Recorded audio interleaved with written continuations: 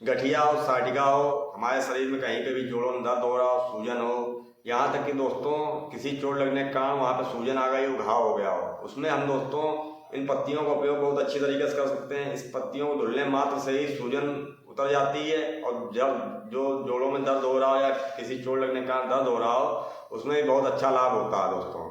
तो दोस्तों आज हम जानेंगे इन पत्तियों के विषय में कि इनका कैसे उपयोग करना है और ये किस चीज़ की पत्तियां हैं। तो दोस्तों अगर आपने अभी तक हमारे चैनल को सब्सक्राइब नहीं किया तो हमारे चैनल को सब्सक्राइब कर दीजिए, वीडियो को लाइक कर दिए तथा अधिक से अधिक लोगों तक शेयर कर दिए ताकि उनको भी इस जानकारी से लाभ मिल सके।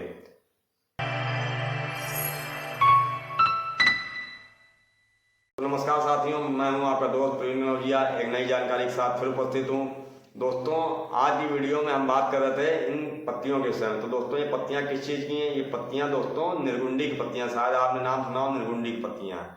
तो दोस्तों आज इस पौधे की पहचान करेंगे तथा इससे कैसे उपयोग करना है और इससे क्या क्या लाभ है उस विषय में जानेंगे। तो दोस्तों चलते हैं सर्वप्रथम निर्गुंडी के विषय में जानते हैं और उस पौधे की पहचान कर लेते हैं दोस्तों। तो निर्गुंडी की पहचान से पूर्व दोस्तों ये जान लेते हैं कि निर्गुंडी के प्रकार क्या होते हैं। निर्गुंडी मुख्यतः दो प्रकार की दोस्तों होती है। एक होती है नीले फूल वाली जिसको निर्गुंडी कहा जाता है, जो हर जगह मिल जाती है। एक होती है संभालू दोस्तों, जो जिसके फूल सफ़ेद होते हैं। और एक प्रायः काली निर्गुंडी भी होती है जो कम प्राप्त होती है, उसका ज़्यादा देखने को नहीं मिलता है, वह तांत्रिक कार्यों में ज़्यादा प्रयोग की जाती है। तो आज हम लोग निर्गुंडी जो नीले फूल वाली होती है इसकी पहचान करेंगे तथा इसके गुणों में के बारे में जानेंगे तथा गठिया, साटिका और विभिन्न प्रकार के घावों में इसको किस प्रकार से उपयोग करते हैं, इसका किस प्रकार से मलहम बना सकते हैं। अंडकोश की सूजन हो, शरीर में कहीं भी सूजन हो, फेफड़ों में सूजन हो, उसमें सब चीज़ों में दोस्तों इस चीज़ का प्रयोग बाह्य रूप से किया जाता है। इसको आंतरिक रूप से प्रयोग भी किया जा सकता है। तो यहाँ पर दोस्तों काफ़ी सारे निर्गुंडी के पौधे लगे हुए हैं। निर्गुंडी का पौधा झाड़ीदार पौधा होता है। इसकी लंबाई 8 से 10 फुट तक की हो सकती है दोस्तों। इसके पत्ते एक डंठल में 3 पत्ते या 5 पत्ते, किनारे कटे हुए या बिना कटे हुए, आगे से हरे तथा पीछे से सफ़ेदी लिए हुए होते हैं। इसका जो दोस्तों जो तना होता है या जो है भूरा और गुलाई लिए हुए होता है। पौधा देखने में अरहर से मिलता जुलता है। अरहर के पत्तों के समान ही इसकी दोस्तों पत्तियां होती हैं। पुष्प जो होते हैं छोटे छोटे मंजरी में आगे नीलापन लिए हुए होते हैं और गुच्छे में लगे होते हैं दोस्तों। अगर इनके फलों की बात करें तो यह छोटे छोटे होते हैं और पकने पर काले हो जाते हैं। इस प्रकार यह दोस्तों हमारे बाग बगीचों में और पर्वतीय स्थानों पर मिल जाती है। यह सर्वसुलभ पौधा है। तो निर्गुंडी के विषय में जैसे मैं पहले ही बता चुका हूँ, दो भेद होते हैं। एक होती है नीले फूल वाली, जो कि मैं पहचान करा रहा हूँ नीले फूल वाली निर्गुंडी की। इसी में एक सफ़ेद फूल की होती है जिसको सिंधुआर दोस्तों कहा जाता है। इसके पत्तों में उड़नशील तेल होता है जिसकी महक भी आती है और राल होती है दोस्तों। अगर इसके गुणों की बात करें तो यह कड़वी, चरपरी, पचने में कड़वी, गुण में हल्की तथा रुक्ष है। नाड़ी संस्थान पर इसका मुख्य प्रभाव पड़ता है। यह सूजन को दूर करने वाली, घाव को भरने वाली तथा शोधन करने वाली, बालों के लिए हितकर होती है, एंटीबायोटिक है, कफ को हरने वाली है तथा जो हमारे चर्म रोग हैं उन सभी में काम करती है दोस्तों। यह अंदर से हमारे लिए ताकत प्रदान करती है, अंदर से प्रयोग से रसायन होती है और दृष्टि वर्धक भी होती है दोस्तों।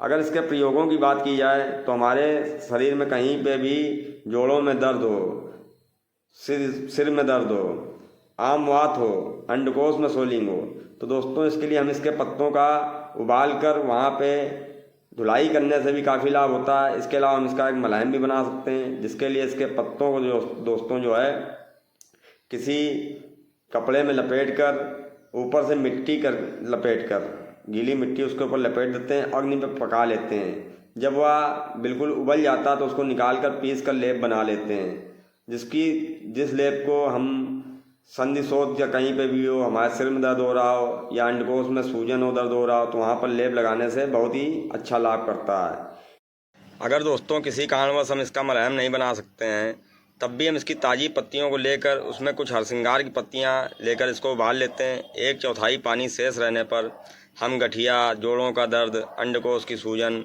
या कहीं भी सूजन या दर्द है तो वहाँ पर उस पानी से धुलाई करते हैं और उन पत्तियों को ऊपर से बांधने से भी लाभ प्राप्त होता है दोस्तों यह व्रणरोपक व व्रणशोधक भी है। इसलिए किसी को भयंकर घाव है, गैंग्रीन रोग है, उसमें बहुत भयंकर घाव हो जाते हैं, तो उसमें इसकी पत्तियों को नीम की पत्तियों के साथ उबालकर 1/4 पानी शेष रहने पर उस पानी से उस घाव की धुलाई करते हैं, तो वहाँ की सूजन भी उतर जाती है, वह घाव की शुद्धता हो जाती है, वह घाव भरने में भी मदद मिलती है। इस प्रकार यह निर्गुंडी की पत्ती हमारे लिए बहुत ही दोस्तों उपयोगी है। इसका निर्गुंडी कल्प भी बनाया जाता है दोस्तों। इसके अलावा एक अनुभूत प्रयोग है कि अगर किसी को साइनस की समस्या है तो उसमें इसकी पत्तियों का रस 2-2 बूंद हम अगर अपनी नाक में डालते हैं तो हमारा सारा अंदर का जमा कफ निकल जाता है और साइनस रोग में काफ़ी लाभ मिलता है। तो लेकिन इसका रस दोस्तों बहुत तेज़ी से नाक में लगता है जाके, क्योंकि इसका रस तीक्ष्ण होता है, इसलिए हफ्ते में 2 या 3 बार ही इसका प्रयोग करें। इस प्रकार दोस्तों निर्गुंडी, चाहे साइनोसाइटिस हो, अर्थराइटिस हो, यहाँ तक कि दोस्तों अंदर हमारे पेट में कोलाइटिस हो जाता है, उसमें भी यह बहुत बढ़िया काम करती है। इसके साथ फ्लैक्स सीड खाने से, यानी अलसी के बीज और निर्गुंडी का प्रयोग करने से हमारे अल्सरेटिव कोलाइटिस में भी लाभ करती है, क्योंकि यह जख्म भरने में भी और सूजन को दूर करने में बहुत लाभकारी औषधि है दोस्तों। तो दोस्तों इस प्रकार यह निर्गुंडी हमारे कई सारे रोगों में रामबाण औषध साबित होती है। लेकिन दोस्तों इसकी तासीर गर्म होती है, इसलिए पित्त प्रकृति के लोगों को इसका सेवन सावधानी पूर्वक करना चाहिए। तो उम्मीद करता हूं दोस्तों आप इस निर्गुंडी के पौधे को पहचान गए होंगे। तो मिलते हैं किसी नई वीडियो में नई जानकारी के साथ। तब तक के लिए जय हिंद, जय भारत, जय आयुर्वेद।